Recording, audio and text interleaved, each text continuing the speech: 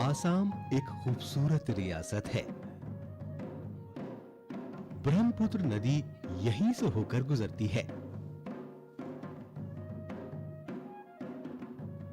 यहां पर आपको हर जगह हरियाली और मुस्कुराते हुए लोग मिल जाएंगे।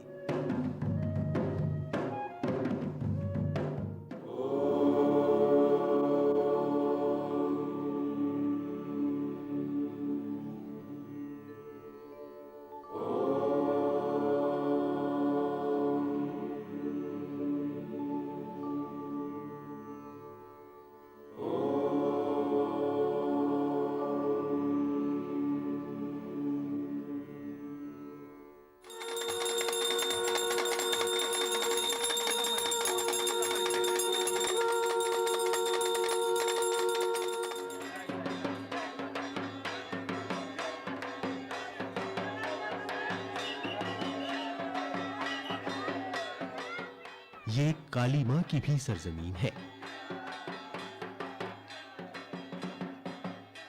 यहाँ के कामाख्या मंदिर को देखने के लिए हर साल लाखों अकीदतमंद आते हैं। काली मां के बारे में अकीदा है कि वो नीलांचल की पहाड़ियों में वाक़े अपने घर से पूरी रियासत पर नजर रखती हैं।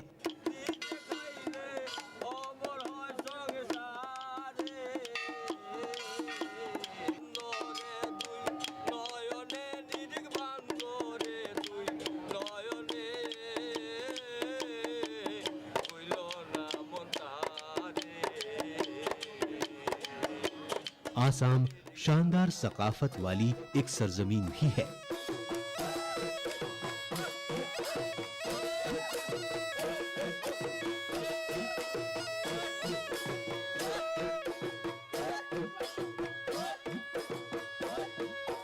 यहाँ का बिहू डांस इतना मशहूर है कि मुल्क में ऐसा कोई शख्स नहीं होगा जो इस डांस को देखकर ताली ना बजाए।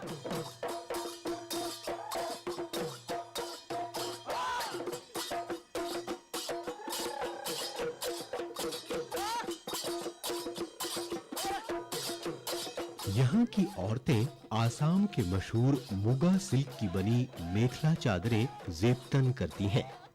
बदन के निचले हिस्से का लिबास जो कि साड़ी का आधा होता है उसे मेखला कहते हैं, जबकि बदन के ऊपरी हिस्से में जो पहना जाता है उसे चादर कहते हैं।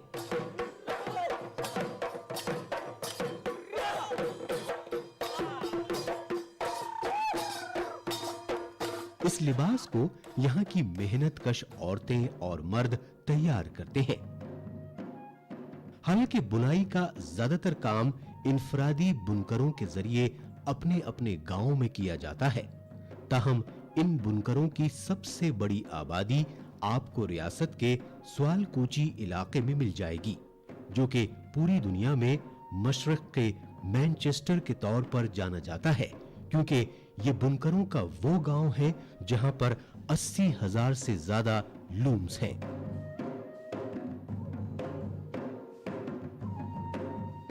पूरी दुनिया में आसामी सिल्क की शोहरत, इसकी ऊंची कीमत और स्वालकूची की मकबूलियत के बावजूद यहाँ के बुनकर ज्यादा खुशहाल नहीं हैं। बुनाई का काम ज्यादातर गरीब औरतें करती हैं जो गांव से आती हैं और जिन्हें हर महीने सिर्फ 2,500 रुपए की तनख्वाह दी जाती है। ज्यादातर औरतों को तो 1 मीटर के डिजाइन के हिसाब से पैसे मिलते हैं। कम उजरत और खस्ताहाल जिंदगी की वजह से लोग इस पेशे में ज्यादा दिनों तक नहीं टिकते। वो उस्ताद बुनकर जो इन्हें अपने यहां मुलाजमत पर रखते हैं, उनकी भी हालत अच्छी नहीं है, क्योंकि इनके पास भी अक्सर कारीगरों की कमी रहती है। इसके अलावा बुनाई के काम में काफी मेहनत भी लगती है।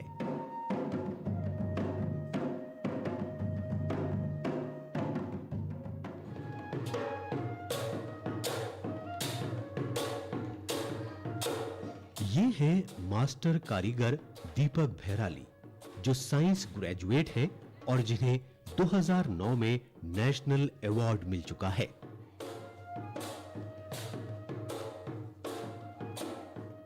उन्होंने सवालकूची में अपनी मिसाल कायम की है। दीपक की मां का इंतकाल तभी हो गया था जब वो सिर्फ 6 साल के थे, जबकि वालिद दुनिया से उस वक्त रुखसत हो गए जब वो ग्रेजुएशन में थे। माँ बाप का साया सर से उठने के बाद दीपक ने अपनी जिंदगी की शुरुआत 1998 में सिर्फ एक लूम से की। सरकारी नौकरी न करने के उनके फैसले ने उनकी पूरी फैमिली को फिक्रमंद कर दिया था, क्योंकि उनके ऊपर अपने पूरे खानदान को संभालने की जिम्मेदारी थी। बाद में चलकर उन्होंने अपनी सलाहियत और दूरंदेशी से इन तमाम लोगों को गलत साबित कर दिया जो उनके इस फैसले से खुश नहीं थे।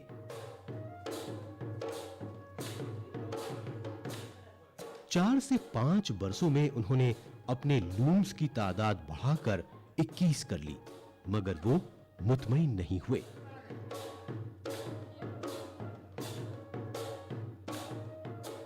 शुरुआत में उन्होंने भी आम बुनकरों की तरह ही इस काम की शुरुआत की।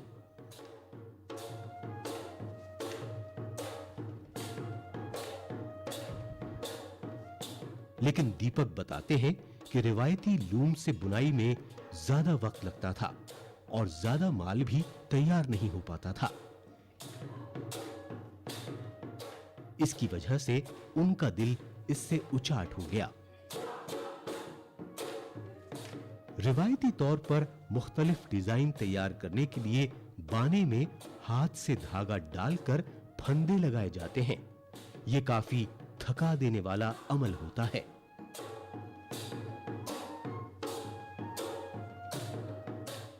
दीपक ने फिर अपनी साइंसी तालीम और अपनी सलाहियत का इस्तेमाल किया और हथकरघे की बुनाई के लिए एक मशीन तैयार की, जिससे उसकी रफ्तार में इजाफा हुआ।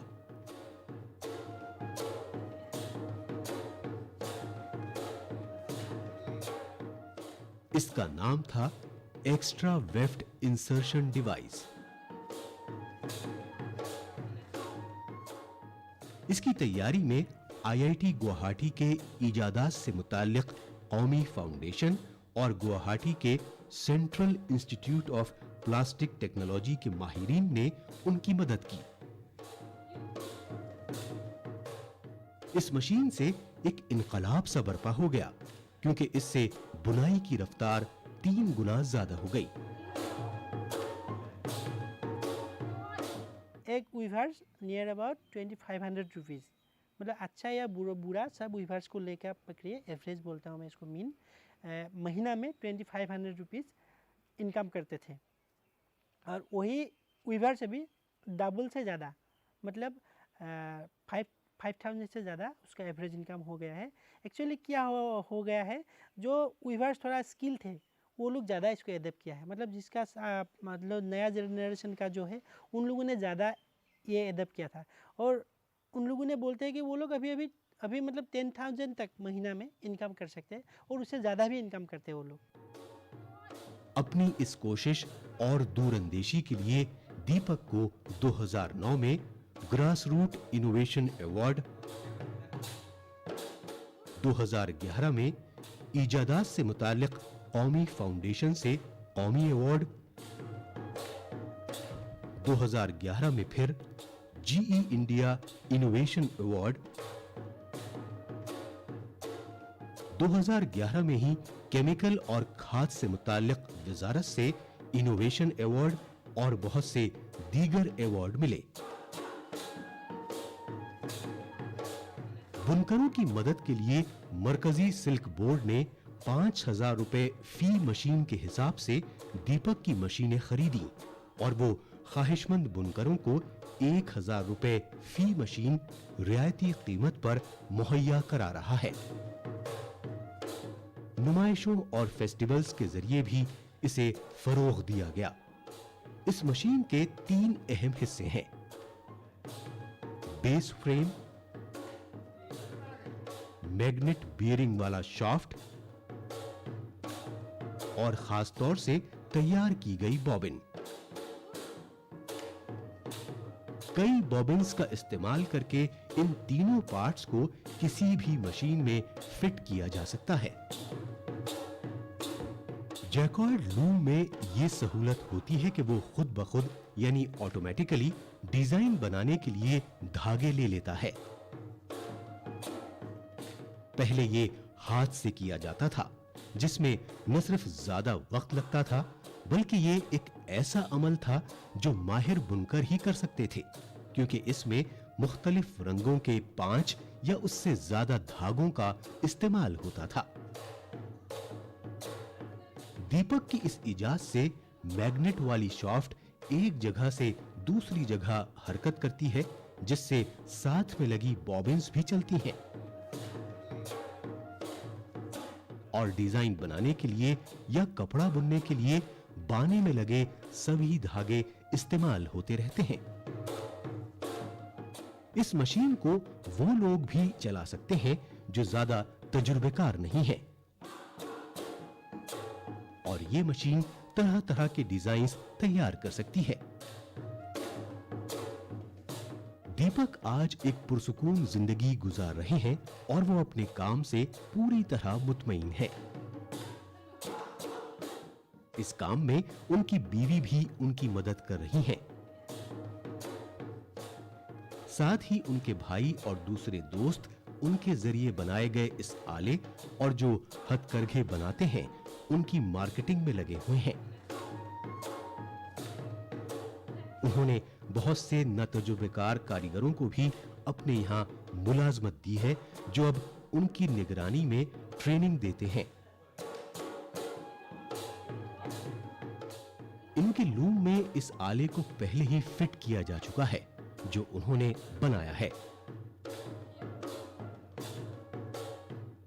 और अब उनके पड़ोस में रहने वाले करघा मालिक भी इस आले को उनसे खरीदने के लिए तैयार हैं, क्योंकि उन्हें एहसास हुआ कि इस नई मशीन की मदद से वो न सिर्फ अपना सामान जल्दी तैयार कर सकते हैं, बल्कि ज्यादा मुनाफा भी कमा सकते हैं और इस मशीन पर खर्च की गई रकम को 1 महीने के अंदर वापस हासिल कर सकते हैं।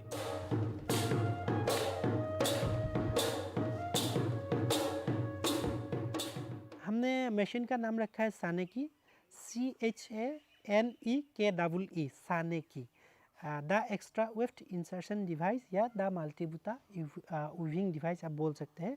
उसका प्राइस हमने 5000 रखा है। और हम जानते हैं कि ये प्राइस ज़्यादा नहीं है, क्योंकि ये मशीन आप यूज़ करने से आपका जो प्रोडक्शन है more than 2 times and near about 3 times हो जाते हैं। उससे जो आपका इन्वेस्टमेंट है आपका 1 साल में ही 1 महीना में ही वापस आ जाते हैं। और इसमें आपको इनपुट कुछ नहीं चाहिए, मतलब पावर आपको नहीं चाहिए, आप हाथ से ऑपरेट कर सकते हैं। इसलिए ये मतलब प्रैक्टिकली कन्वीनियंस है।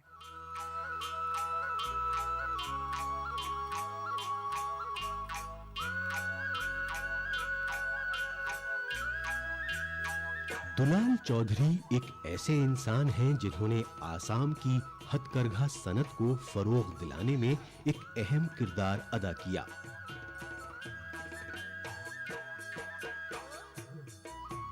पेशे से मैकेनिकल इंजीनियर दुलाल ने रिवायती पावर लूम्स में कुछ मखसूस तकनीकी तब्दीलियां की हैं, जिससे प्रोडक्शन में नुमाया तौर पर इजाफा हुआ है।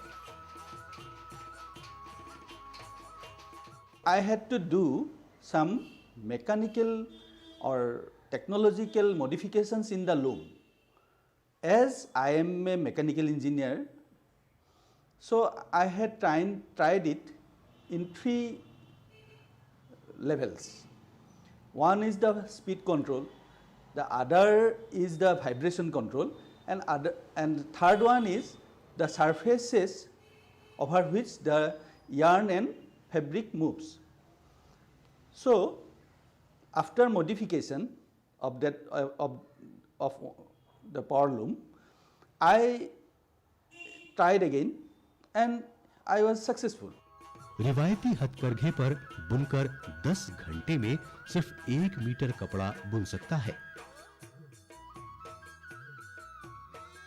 जबकि दुलाल चौधरी के बिजली से चलने वाले लूम पर 6 से 8 घंटे में 5 से 8 मीटर कपड़ा तैयार हो सकता है।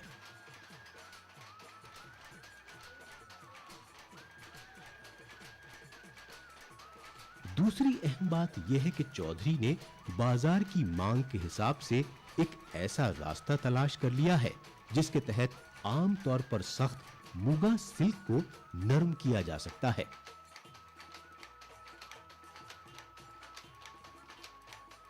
यह सिल्क पहनने में सख्त या करारा होता है, मगर अब इसे नरम और मुलायम बना दिया गया है, जिसे ज्यादातर सारिफीन पसंद कर रहे हैं।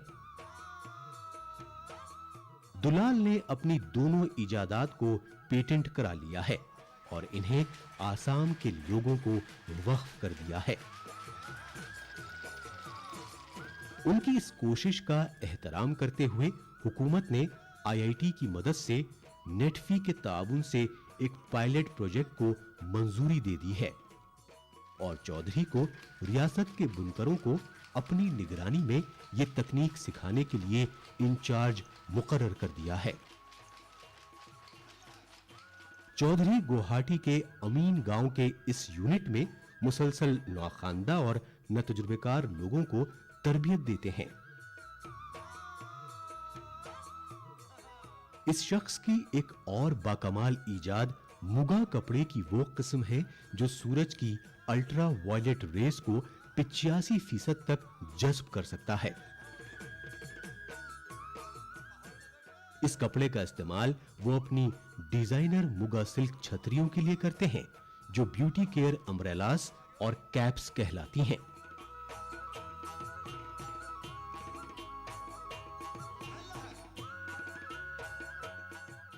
इस कपड़े को तेजपुर यूनिवर्सिटी के जरिए टेस्ट किया जा चुका है और सर्टिफाइड भी है कि ये अल्ट्रा वायलेट रेस से महफूज है।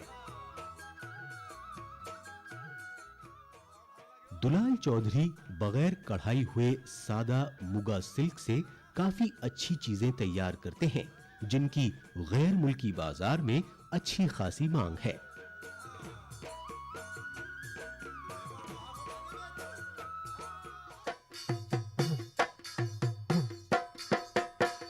आसाम की एक और नेशनल अवार्डी हैं अनुराधा पेगु, जिन्होंने रियासत के गरीब बुनकरों की जिंदगी में एक बड़ी तब्दीली पैदा की है। आसाम के धीमाजी जिले के पुनाई गांव की रहने वाली अनुराधा का ताल्लुक मिसिंग ट्राइब से है। उन्होंने नेशनल अवार्ड 2010 में हासिल किया था।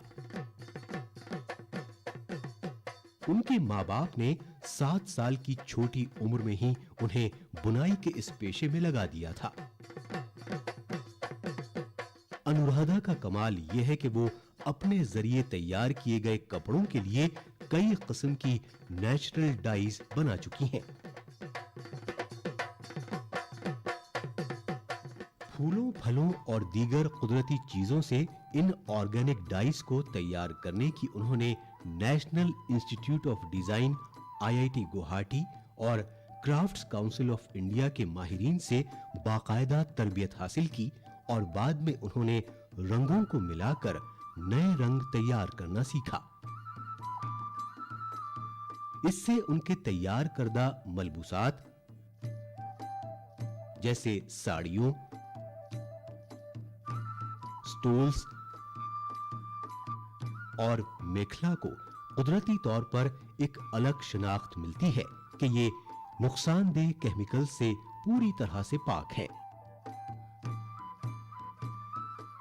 रंगों के अलावा उनके मलबूसात की एक और खासियत है कबायली लोगो और डिजाइन, जो उनका ट्रेडमार्क बन चुका है और वो अपने कबीले और रिवायती डिजाइन के बारे में लोगों को सिखाने की कोशिश करती रहती हैं।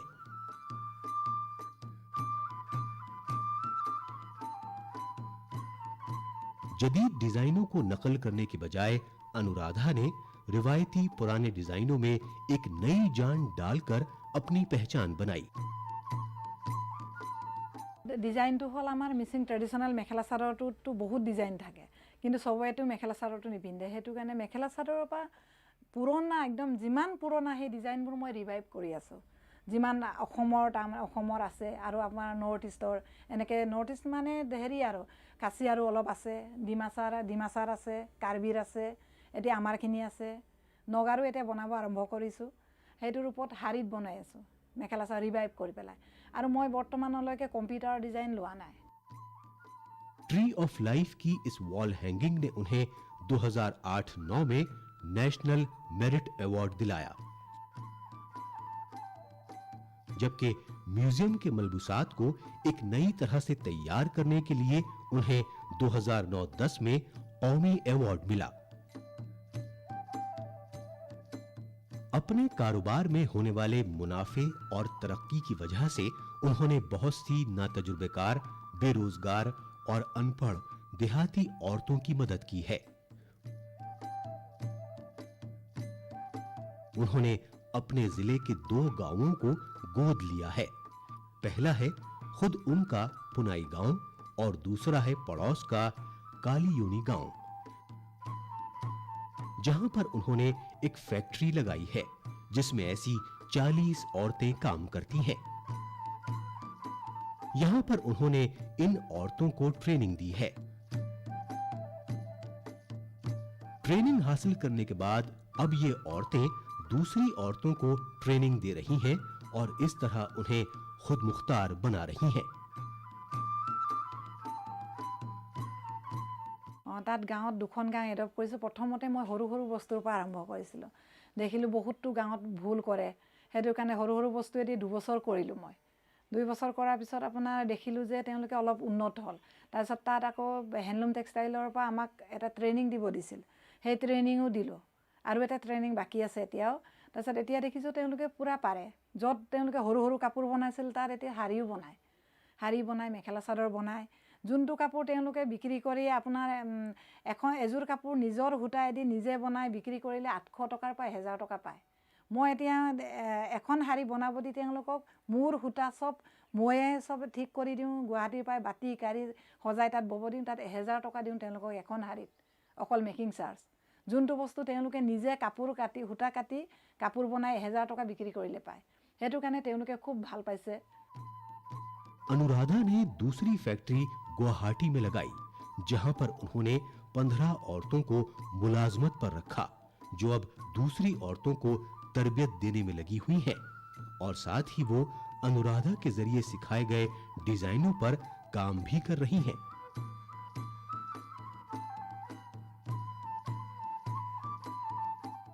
মই আগতে বেলেগত কাম কৰিছিলোঁ এতিয়া বাইদেউৰ তাত অনুৰাধা বাইদেউৰ তাত আহি নতুন নতুন ডিজাইন মাৰিব পাইছোঁ মোৰ ল'ৰা দুটাকো মই পঢ়া শুনা কৰিছোঁ বাইদেউৰ তাত আহি 2 পইচা পাইছোঁ আৰু মুগাৰ চাদৰ মেখেলা বনাই আছোঁ এতিয়া সাইড বৰ্ডাৰো হয় কেতিয়াবা অৰ্ডাৰ হ'লে হেভি ডিজাইনো পৰে সেনেকুৱা আৰু ল'ৰা দুটাকো মই পঢ়া শিক্ষা কৰিছোঁ।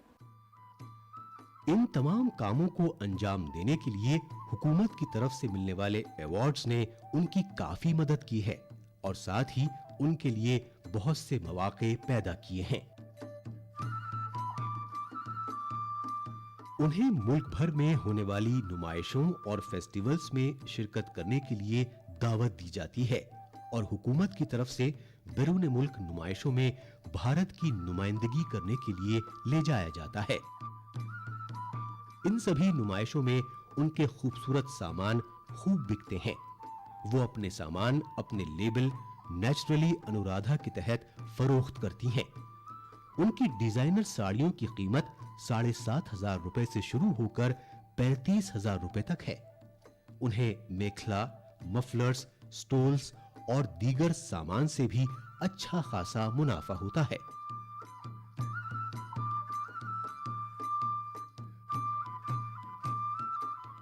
उनकी हिम्मत और लगन की वजह से उन्हें आज अपने शौहर मलय पेगू की मुकम्मल सपोर्ट हासिल है जो उनके काम में उनका हाथ बटाते हैं। उनकी बेटी भी इस हुनर को मजीद बुलंदी अता करने के लिए इसे अनुराधा से सीख रही हैं। उनके गांव की खातून वर्करों को भी ये एहसास हो चुका है कि उन्हें अनुराधा ने वकार के साथ जीने की राह दिखाई है और साथ ही आमदनी के मामले में खुद कफील बनने की भी।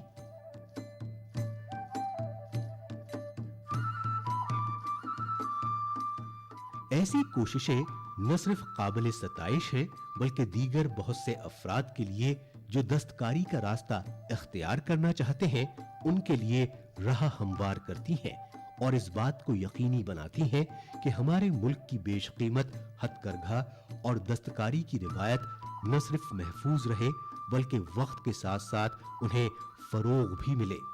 तब्दीली जरूरी है, लेकिन तब्दीली से माजी की अच्छी चीजें खत्म ना हो, बल्कि उन्हें बेहतर बनाकर मुस्तकबिल के हिसाब से ढाल लेना चाहिए।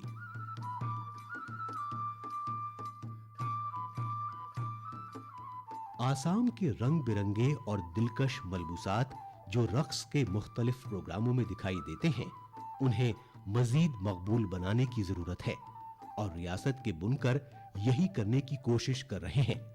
बस उन्हें जरूरत है थोड़ी हौसला अफजाई की, थोड़ी रहनुमाई की और आवाम के ढेर सारे प्यार की।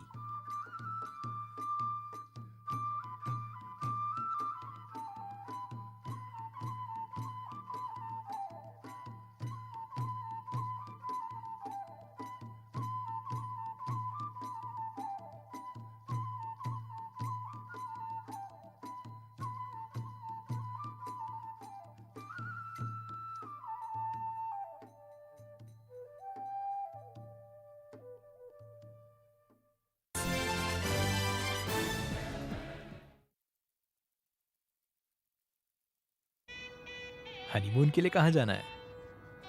कहाँ जाना है मैडम?